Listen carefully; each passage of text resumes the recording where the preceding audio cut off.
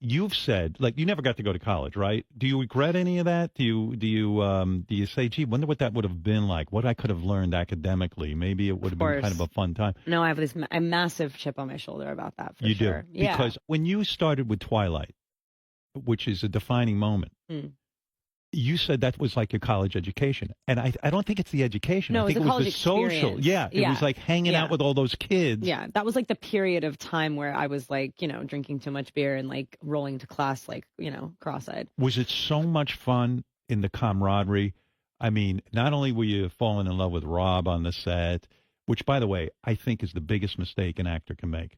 There was nothing I could do. It was just the director was even nervous because the first time you guys they auditioned you together, or you would already had the part, but they put you together to see the chemistry.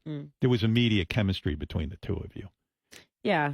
It was pretty weird. obvious. It's so weird. Like actually being honest about this is like, it's been so heavily consumed, and it's like, I have this fear that people would assume that maybe I'm like, it's kind of attention, like, oh, cool, you're still like pushing that narrative or whatever. It's like, no, I've actually never been allowed to just say what happened. Right. Because I was so self-conscious about seeming like an attention seeker, like somebody who was like trying to. Or taking advantage exactly. of the fact that you guys were dating and stuff. People, I mean, we were together for years. That was like my first, love. Yeah, I mean, like, I was super in love with my high school boyfriend, super, super fucking in love with him. But me and Rob were like a little older, and it was just like gong.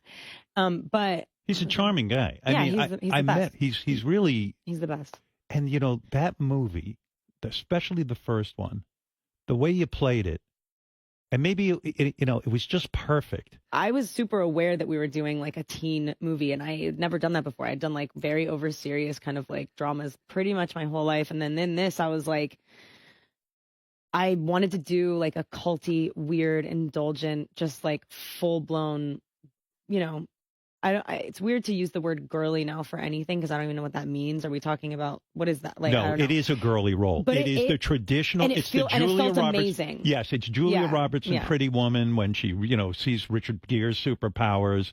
It's Lois Lane seeing Superman. It is it's a traditional Hollywood girly role. That's why it's even more brave that you came out with your life and lived your life authentically, because people want to see you over and over again as that romantic girly role.